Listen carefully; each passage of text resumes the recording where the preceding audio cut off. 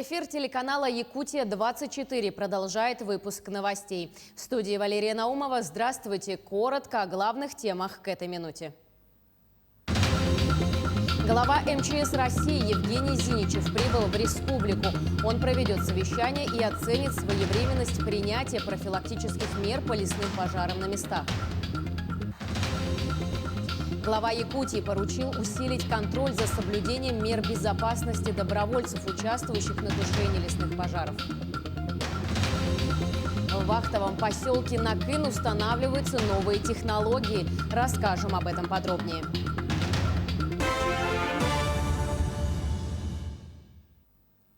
Глава МЧС России Евгений Зиничев прибыл в республику для оперативного управления группировкой министерства, задействованной в борьбе с природными пожарами.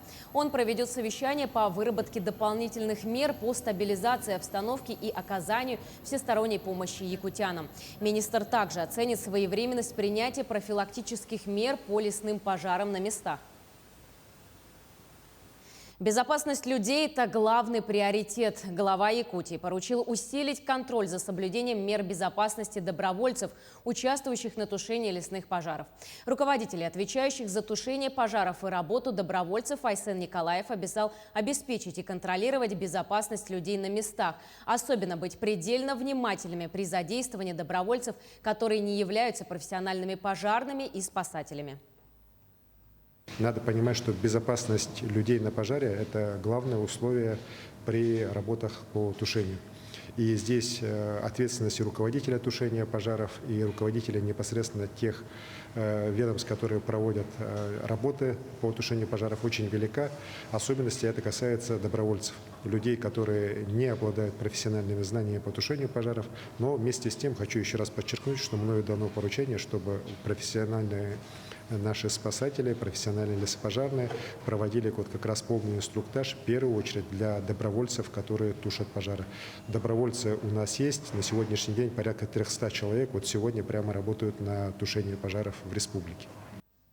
Между тем, по словам главы региона, продолжается работа по поддержке республиканских сил и средств федеральным центром.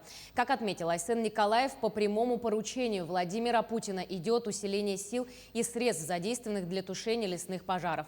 Так, республике выделено 150 миллионов рублей по госпрограмме развития Дальнего Востока для закупки тяжелой техники, а именно тракторов ДТ-75.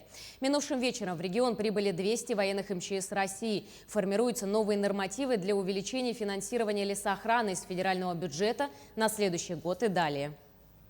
Позавчера беседу по телефону с президентом страны. После этого сейчас уже на территорию республики прибыли 200 специализированных пожарных спасателей спецотрядов МЧС. 50 из них уже работают на пожарах в Намском районе. 150 человек сейчас мирно находятся. В течение сегодняшнего дня должны быть переброшены уже на пожары, где наиболее такая серьезная обстановка как раз связана с угрозой населенным пунктам. Это и Вчоропчинский район, Усалданский, Намский, Горный и Хангаласский улус.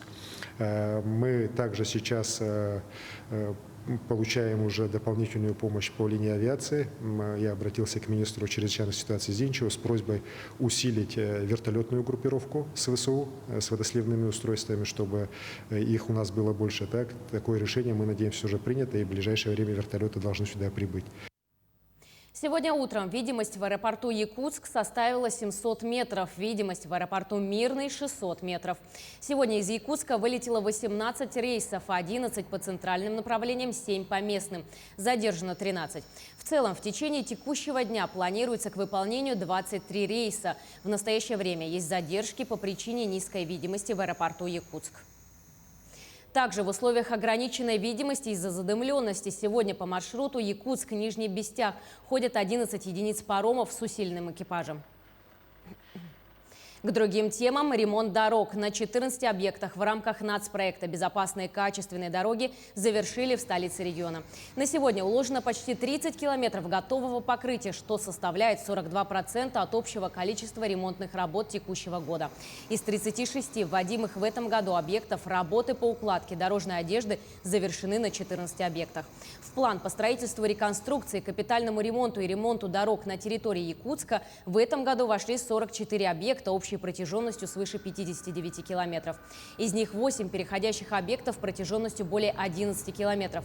Это является исторически рекордным объемами дорожного ремонта и дорожного строительства для Якутска.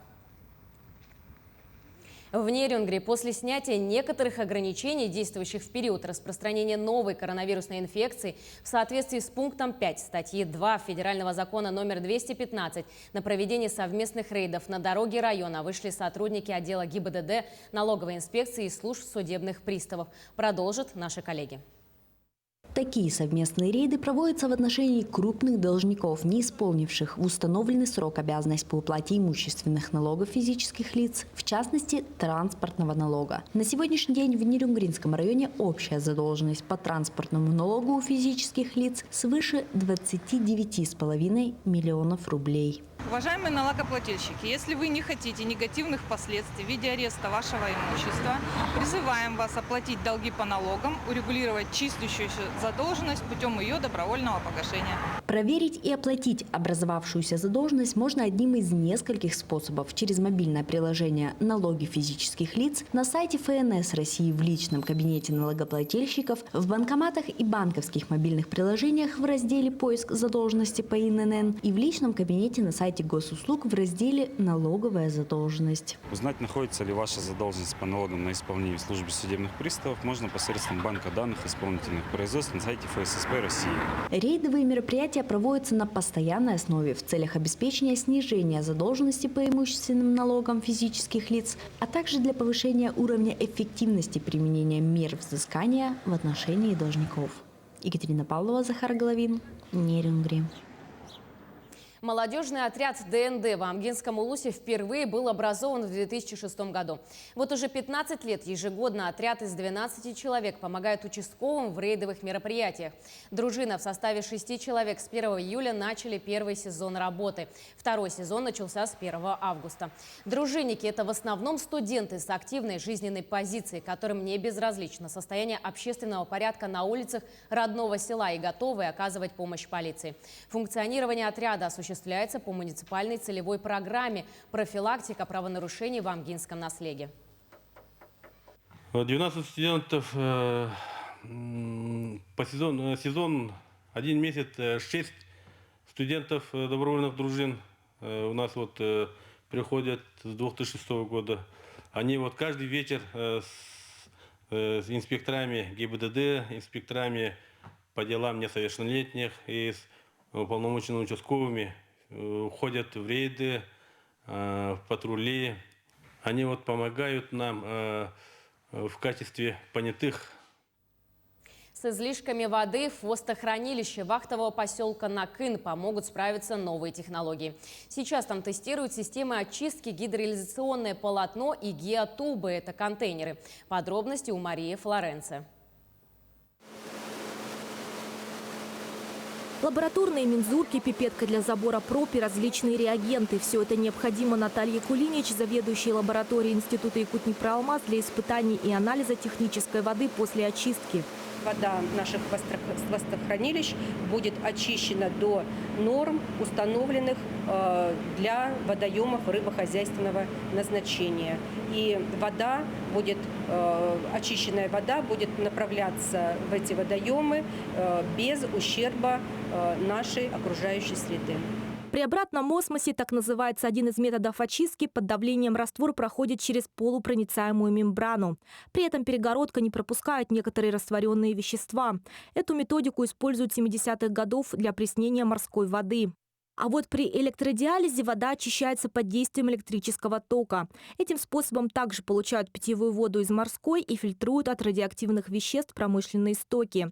Системы испытывают по очереди. Первые в Накыне протестировали оборудование системы очистки с применением обратного осмоса. Минерализованная вода из водохранилища поступает в эту емкость испытательной установки. Далее она проходит 3 ступени очистки. А все показатели по степени очистки и качеству воды фиксируются специалистами каждые 2 часа. После очистки вода соответствует по показателям дождевой. Такой предварительный результат показала система «Обратный осмос». Но для подтверждения результата пробы дополнительно направили на независимую экспертизу. Такая же проверка ждет и вторую установку. Но очистка – это лишь одно из нескольких направлений для уменьшения объема технических вод хвостохранилища в Накыне. Для того, чтобы нам минимизировать эту воду в хвостохранилище, мы сейчас и работаем в нескольких направлениях. Это по карьеру АПИ. В этом карьере происходит естественное испарение за счет того, что проведена гидроизоляция. Это гидроизоляция темного цвета, соответственно, вода в емкости более интенсивно нагревается в течение дневного времени суток и более интенсивно испаряется. Помимо гидроизоляционного полотна также испытывают в Накыне геотубы – емкости для хранения отходов, обогащения полезных ископаемых – пульпу. Ее закачивают туда с помощью водяных насосов. Эта технология позволяет компактно складировать хвосты, пульпу, которая подается с обогатительной фабрики на хвостохранилище, что, соответственно, позволяет уменьшить площади сами складирования. В планах руководства Мирнинско-Нюрбинского комбината протестировать водяную пушку. Установка будет, как и гидроизоляция, испарять воду. После испытаний руководство предприятия решит, какие технологические новинки внедрят на производстве. Мария Флоренци, Кирилл Шолохов, телеканал «Алмазный край».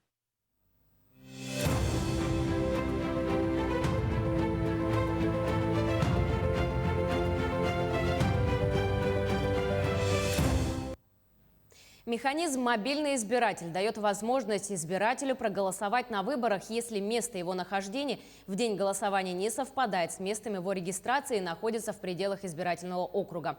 Подать заявление о включении в список избирателей по месту нахождения можно до 13 сентября этого года через портал Госуслуг, территориальную избирательную комиссию или МФЦ. Избиратели, не имеющие места жительства в пределах Российской Федерации, также могут воспользоваться механизмом «Мобильный избиратель» для голосования.